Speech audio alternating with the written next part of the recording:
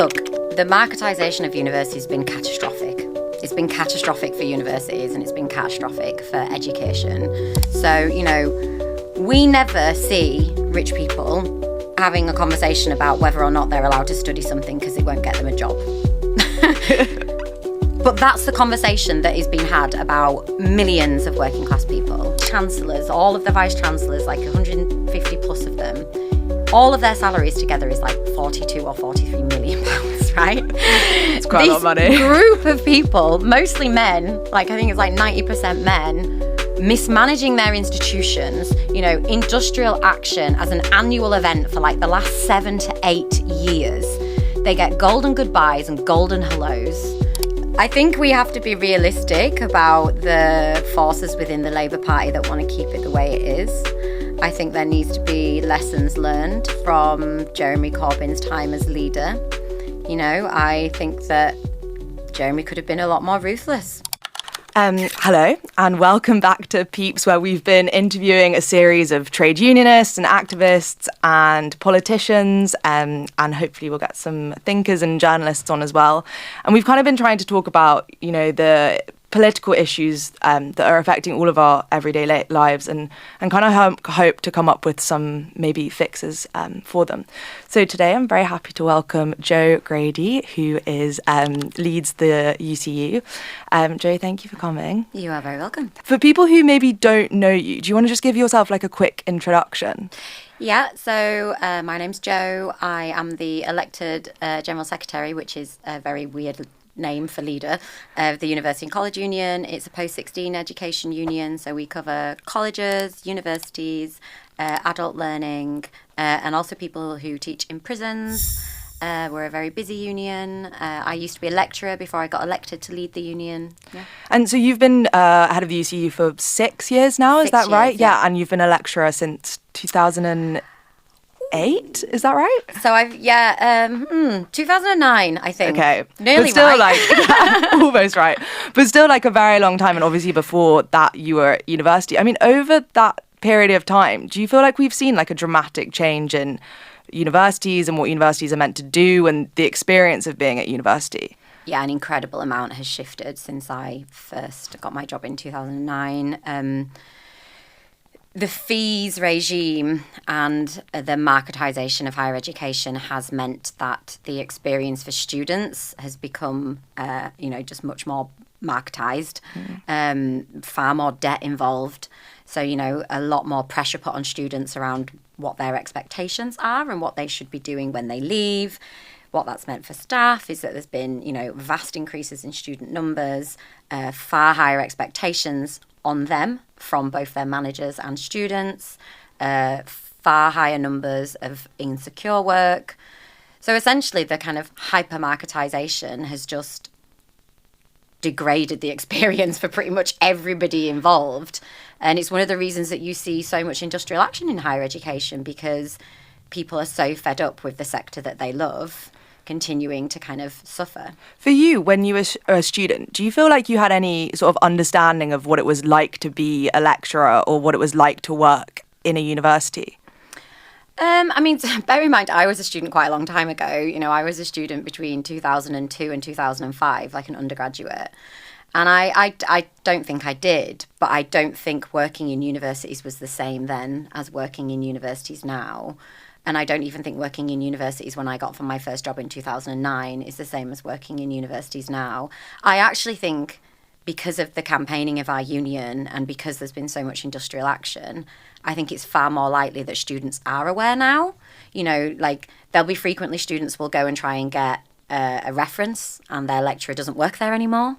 Or, the next semester, the person that they enjoyed the lessons of the most doesn't work there anymore. And we really do our best to educate students that the working conditions of staff are their learning conditions. Because I think we'll probably get on to maybe a bit more about sort of the paying conditions and, as you say, a bit of a degradation of that over the years.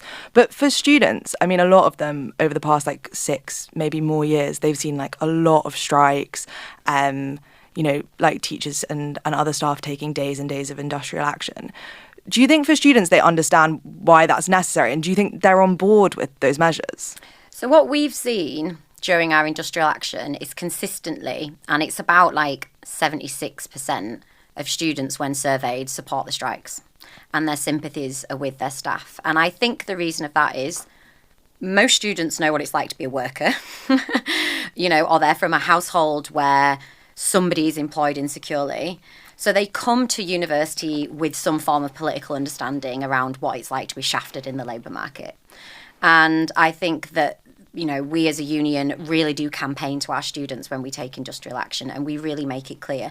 And often the reason we are in dispute is because of casualisation, which is a issue that fundamentally impacts the relationship that students are able to have with staff and their own education. So I do think a lot of them understand, and I think some of that is their kind of life experience and their own politics. And then another big component of that is we as a union work very hard and consistently with students and student organisations to explain to them the political consequences of our industrial disputes. And do you think maybe like the wider public get it as well? Because I think sometimes there's this perception that if you're an academic, you're living quite like a cushy life. You get to go and sit in a room and read the books that you want and do the research you want. Like I remember even when I was at university a few years ago, when lecturers were going on strike, there were other lecturers who were saying, oh, I don't really understand why they're complaining. Like for a lot of us, we have a pretty good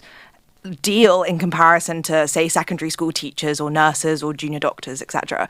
Do you think the perception of people who work in academia maybe is at odds with the reality amongst people who aren't necessarily working in those fields? I think there's big class differences between people who work in academia, and I think that's something that it probably does need to be better understood. Not everybody who works in academia is from, a wealthy background and kind of floated through life and became a lecturer. Loads of people essentially put their lives on hold in pursuit of a PhD and in the hope of getting a permanent job in academia.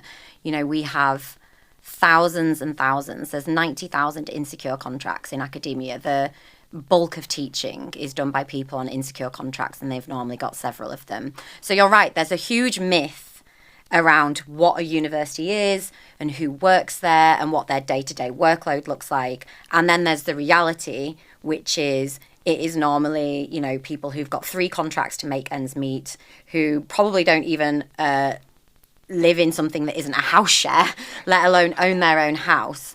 And I do think as a union, that is an area of campaigning and kind of really penetrating the public psyche and shifting views that we do still need to do. And I tell you a really good example of this. 2-3 years ago, the hot strike summer, you remember it when a lot of unions were taking industrial action. There was a survey in one of the right-wing papers which was essentially, do you think positively or negatively of, and then it listed all the disputes. And our dispute, the dominant answer was don't know. Really? Yeah, which is is an opportunity as a union to essentially say, okay, there's a big portion of the general public that don't really have a view on why we're taking action, and that's on us to try and understand. But do you think that's because people obviously go to university and they have that experience there for most people for 3 or 4 years, and then they just never have to really engage with it again? It's not like relying on healthcare or like maybe even your kids going to school on a day-to-day basis. It's people only engage with it for a short amount of time without realising why maybe that dispute would affect their wider life. Yeah, I think that's a good point. And, there's also different reasons why people engage or pay attention to universities. So you've not just got students, you've got their parents who might have a very particular view of strike action. So you're right. I think, it's not a institution that people kind of have to engage with throughout their lives, but it is an incredibly important sector for many, many reasons. And I think, part of our union's campaigning is consistently being to really ensure that we're getting the funding for higher education and further education, because if we don't, there's huge consequences, not just in terms of labour market and who gets trained, but social cohesion. We have seen absolute fragmentation of communities, and I think a big part of that has been not really investing properly in higher education and ensuring that people have educational kind of routes and trajectories. Can you maybe explain a little bit more about that, what you mean when you say fragmentation of communities? Do you mean people not being able to go to university or not being able to get out of debt? Like, what's going wrong that's leading to that? So what we have, whether it's kind of colleges, continuing adult education or universities, is, when we cut off routes to people being able to access that education, or your ability to access it is purely determined by your capacity to pay or your willingness to get into debt. That is a problem, but you're also then transforming something that maybe someone just should and wants to do into, well, you're working class and you should only engage in this if it's going to help you in the labour market. And I guess what I'm saying is that at the same time we've had the rise of, in the media, these kind of like debates that are put across as if they are balanced. But they're not balanced, actually. You're just frequently platforming a fringe view. Like if we were to think about climate science, let's say 3% of people who are climate experts don't believe in climate change. Putting them in every debate isn't balanced. It's just consistently platforming an extreme view. So I kind of think we've had, the normalization of extreme views. We've had the normalization of finger pointing and scapegoating. And all of that has happened alongside the curtailing of people's capacity, working people's capacity to access education for education's sake. And the sense that opportunities that maybe once existed don't exist, and then just access to education itself and the transformational nature that education, offers. And I think all of those things has been detrimental to social cohesion. So when you say, like, obviously people should be able to access education for education's sake, I think maybe it was last year there was a big debate over whether, some degrees should be stopped or, universities should no longer should not offer certain degrees that I guess weren't viewed to be very conducive to getting a job or wouldn't have great graduate outcomes. I mean, is that the wrong way to be looking at it? Because in some ways, obviously, universities are operating on a business model and they want to get as many students in as they possibly can, even if that means sort of selling people a dream that they'll do this degree, any degree, and then that will lead to better outcomes for them. I mean, where's sort of the line between those things in terms of saying you should be able to, study what you want for the sake of studying it and for the sake of enjoying it and for the sake of being educated, but also not allowing universities to sort of sell people a dream that isn't going to be fulfilled? Look, the marketisation of universities has been catastrophic. It's been catastrophic for universities and it's been catastrophic for education. So, we never see rich people having a conversation about whether or not they're allowed to study something because it won't get them a job. But that's the conversation that is being had about millions of working class people. And I just think that the political nature of that needs to be stated. And you're right, people shouldn't be sold a dream. But also, we don't have to have universities as businesses. We don't have to have the whole marketisation of universities structured in this way. The reason we have a crisis in universities at the moment is we've chosen to fund them mainly by student fees, which has led to them not having enough funding, but also having a funding stream that's very boom and bust. As universities have sought to massively over-recruit to fill their coffers as much as possible. And some universities have therefore suffered a recruitment crisis. And none of this has fixed the labour market, because actually higher education is not about fixing the labour market. When universities are ranked on whether or not their graduates are more employable, that is down to so many other factors that isn't actually based on what they studied. And as I say, I think it's a really broken system where your socio-economic status is actually, and the fact that they've rigged the system against you is then being used as a reason why you couldn't and shouldn't study stuff. That's bullshit. And also, I think there's a huge issue, which we aren't getting, thankfully, with the new Labour government, but we did get with the last government all the time, which is as soon as they needed a distraction, they just attacked universities. I mean, they were a huge part of the culture war of universities. So do you think the only way to change this is to, fundamentally make university free to go to? Yeah, there is, and you would probably expect me to say this as a trade union leader that is dedicated to education, but all of the problems that we currently have in UK higher education. So we've got 1 in 2 universities seeking to make a cut. We've got anywhere between 10 to 15,000 jobs that are going to be lost this year. It's essentially a recession in higher education.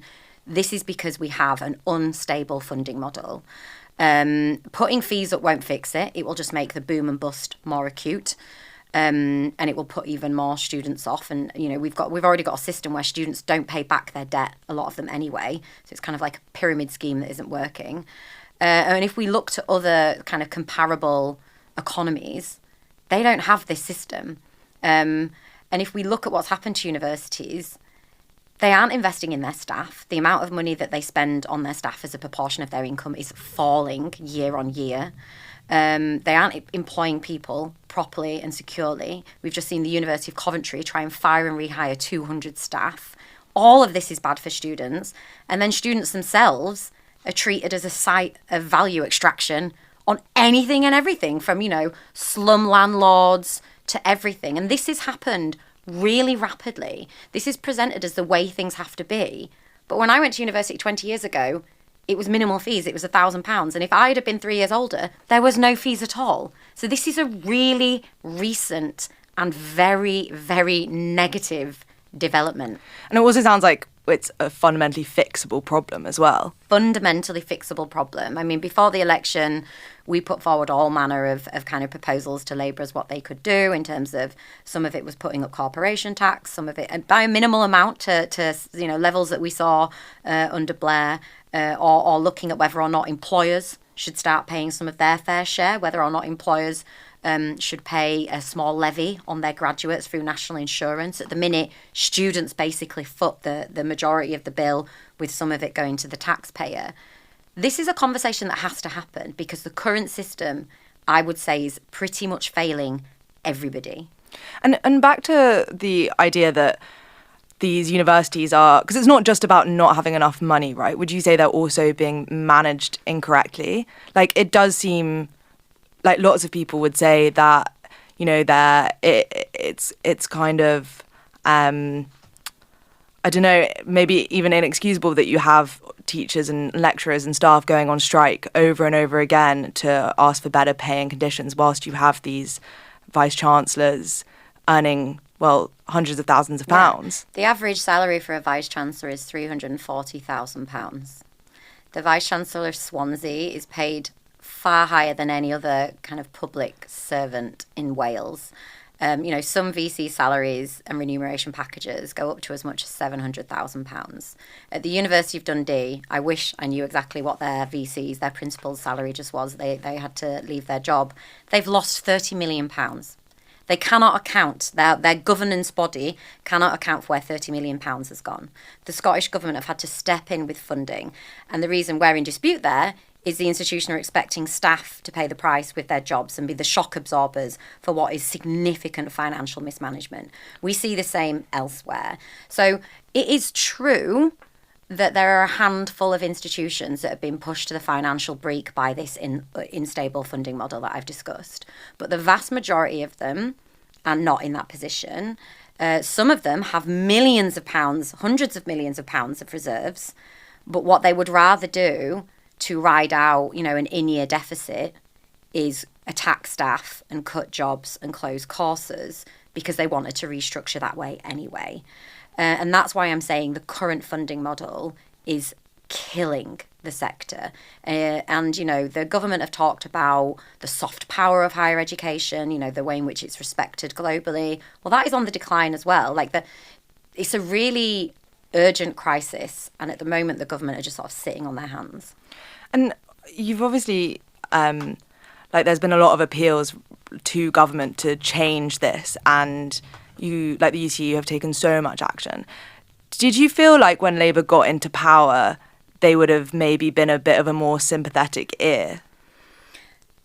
So for what it's worth, the Secretary of State and her minister in the DfE are sympathetic. Sympathy is not enough. Sympathy is not enough. You know, we are looking at a governance crisis in higher education, you know, where a university can literally lose £30 million and turn around and then say, oh, well, we're going to sack all these staff to get us through the crisis.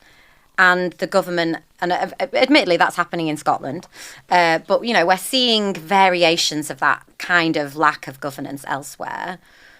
And we're seeing a government in Westminster say, yes, this is concerning, but institutions are autonomous and we can't intervene. I just think that's rubbish. And I think, you know, whenever I explain this to members of the general public, that doesn't wash with people either. You know, some of taxpayers' money funds education. The rest of it, as I say, is through fees. We have, I think, vice-chancellors, all of the vice-chancellors, like 150 plus of them, all of their salaries together is like 42 or 43 million pounds, right? It's quite a lot of money. This group of people, mostly men, like I think it's like 90% men, mismanaging their institutions, you know, industrial action as an annual event for like the last 7 to 8 years. They get golden goodbyes and golden hellos. They're supposedly paid all this money because they're very influential. But when it comes to disputes, they can't even influence each other to come up with an agreement. What other sector is run like this? And why wouldn't government step in? Yeah, it just seems like I mean, there's no oversight really, is there? No, I mean, I would liken what we're seeing now, cast your minds back to 2008 before the banking crisis. That's what's happening now in higher education. We've got a complete crisis of governance, a complete crisis of successive governments just watching governance get worse and worse, and the leadership get more and more removed from what universities should be, and they've done nothing. And do you think they will? So we have had a lot of conversations with them about the importance of a governance review. They've given us positive soundings. I'll make this request again to Jackie and Bridget. There is nothing more urgent than a review of governance in higher education with some really strong recommendations. But that isn't going to do anything to fix this immediate problem of, you know, 10 to 15,000 jobs that we're potentially going to see leave the sector. It's not going to do anything for the subjects that are potentially going to be closed down.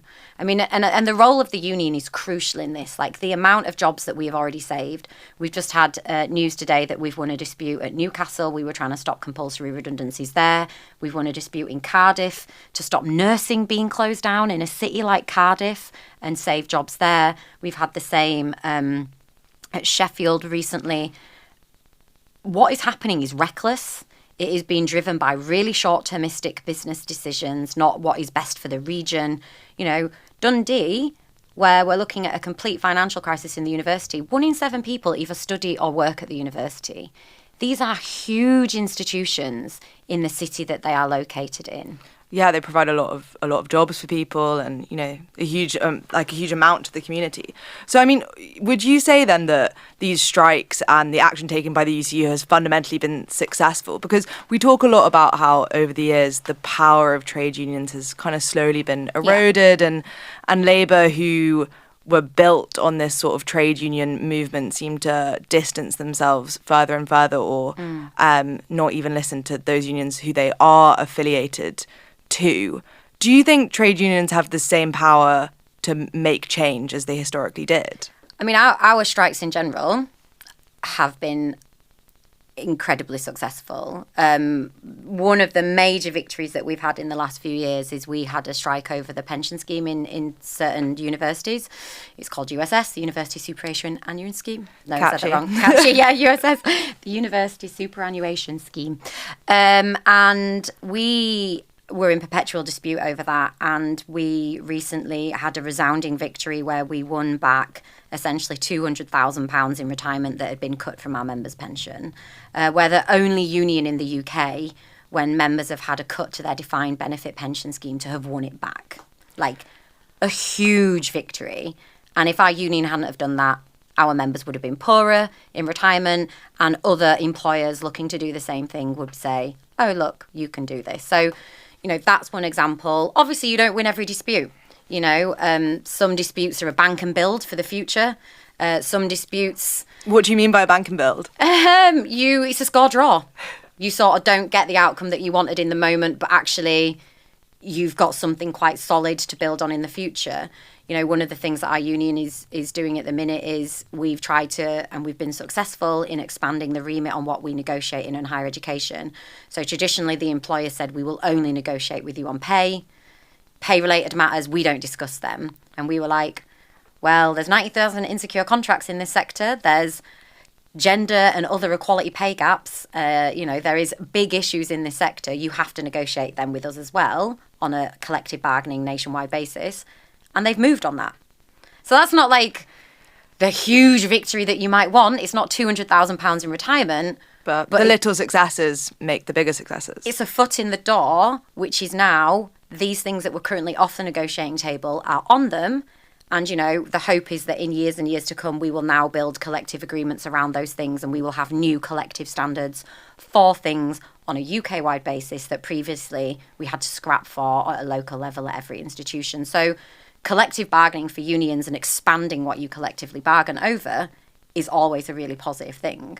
And obviously, with these local disputes that we've got at the minute over redundancies, branches build confidence and power over getting victories locally. And again, we hope that other vice-chancellors that are looking on and thinking, oh, I might do that, actually look at somewhere like Newcastle and think they've had 44 days of strike action. That's been a really acrimonious dispute.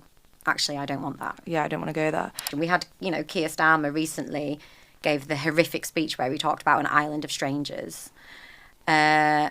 And it's important for UCU to have a voice in that, not just about actually the dangerous anti-migrant rhetoric, but if you are serious, Prime Minister, about wanting refugees and wanting migrants to assimilate and to become, pillars of their community, invest in education. Tell a generous story about how important it is that we educate each other and that we invest and that people are made to feel welcome. Do you know what I mean? And education is crucial to that. I remember I was stood on a picket line in one of our colleges in Camden last year, and there was a student that stopped to talk to the member that I was speaking to. This guy was from Afghanistan. He'd been a judge in Afghanistan, but he was obviously learning basic language skills here. He's not one of your men from an island of strangers. And I think that there's a real responsibility on the Labour Party now they're in government to be more generous with their storytelling and to be more serious about how they're going to invest to deliver the things that they're talking about. Do you think it's on trade unions to hold them a little bit more to account when it comes to that? Because obviously that the UCU is not affiliated with Labour, Nope. But other trade unions are. And there are many people who are part of those trade unions who do not agree with what the Labour government are doing and do not agree with what Keir Starmer is saying. And yet leaders within them don't seem to be doing a good enough job of holding them to account, or even maybe should they be taking steps to disaffiliate? I mean, that's a conversation for other unions, right? I'm very glad that UCU isn't affiliated. I think it allows us a degree of distance from any political party, and particularly Labour. And I think it's incredibly incumbent on trade union leaders to be critical when it is appropriate and where it is necessary. And things like the Island of Strangers speech, we put out a really strong statement, and I had a meeting with the DFE where I made my feelings very, very clear about how counterproductive it is. And, I was on Question Time a few weeks ago with Richard Tice. He got an earful, but Labour did too. There's a reason why people are kind of flipping the coin and thinking they're going to give reform a chance. And Labour need to be kind of really hearing that, especially from maybe quarters where they would normally consider people to be allies. Do you think they care about the trade union movement at all now? I think they've introduced the Employment Rights Bill, right? That's kind of making its way through the Lords with all their 100 of amendments. So I don't think you can say that Labour have dismissed the union movement, or we wouldn't see something like that. Now, the extent to whether or not the unions have as much influence as they would like, no, that's clearly not the case. But I think there's also the sort of truth, which is, and I think you were getting at it, that, some unions are doing a bit of fencing. Do you think, so we've been talking to some other people, and there's obviously in the works where there's lots of talk about, the possibility of a new party sort of left of Labour. emerging, and a lot of people who maybe would be sort of looking to head that up are very clear in the fact that it would need to be rooted in sort of community movements or sort of like other quite like organic groups that have sprung up, and you get leaders through that. How likely do you think that is to happen? And if there were to be a new party left of Labour, do you think that it's important that the trade unions are tied to that? So I'm probably going to give you an unpopular answer, which is I don't think that's a serious possibility right now. I think, working people in the trade union movement birthed the Labour Party. And I think it would be much more sensible for people to think about how we can get the Labour Party working for working people and trade unions again.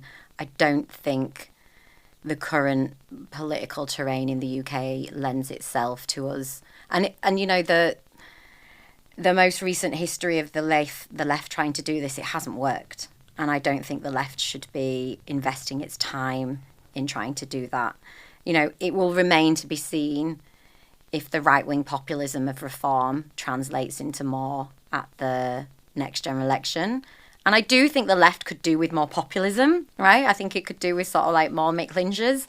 But I don't think a new political party is the answer.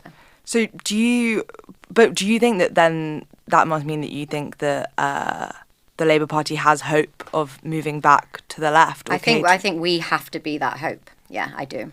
How do you think that's going to play out? I think we have to be realistic about the forces within the Labour Party that want to keep it the way it is. I think there needs to be lessons learned from Jeremy Corbyn's time as leader. I think that Jeremy could have been a lot more ruthless, could have been a lot more directive about what he needed to do to kind of shore up the Labour Party, and he didn't. I'm a friend of Jeremy's, so I hope if he listens, he wouldn't mind me saying this. But you know what I mean? The left needs a bit more political nous or pragmatism along with the idealism. I think if you look at the kind of quite direct and, I'm going to use the word ruthless again, ruthlessness with which, the kind of Labour Party has moved to kind of manoeuvre, I think, the left of the Labour sort of could have benefited from that. And I think if we get into a position again where we have a leadership contest and we get a different type of candidate, I think people are going to have to develop the stomach for doing that. Because there does seem to be a lot of debate amongst sort of backbench MPs who are maybe very disappointed with the direction of the Labour Party with the winter fuel allowance, which has now been U-turned on, but more recently the proposed disability cuts. Yeah. And there's this whole debate always, right? Should you stay in it and try and change it, or should you leave because you don't agree with it? What would you say to those people? I understand, and I have a lot of sympathy with people leaving, and I don't want to trash people doing that, because I think Labour's general position on Palestine, for example, has been bad. Some of Labour's most recent comments following the Supreme Court judgment on trans issues have been bad. And I can and I do understand people saying, that's it, and I'm out. I get that. But for me, I don't see building an alternative party as a realistic way forward. I don't. So I think that the only other option is for us to fight within this party to get it back. But what about the Greens? They're trying to say, come on, join us, we're already, we've got the structures, we've got the organisation, we can do it. Do you think that's just not a credible alternative at all? I think the Greens are a credible party, but I just don't see it. And I don't, again, I don't want to be critical. I don't want to be critical of the Green Party, because I think, a lot of their policies, we would agree with, and I think that they speak a lot of sense, but I just personally don't think that the Green Party has the same mass appeal. And maybe I'm wrong, and maybe in 10 years' time we'll listen to this back, but I think that the nature and the culture of politics in the UK, I think our time is better invested reclaiming Labour.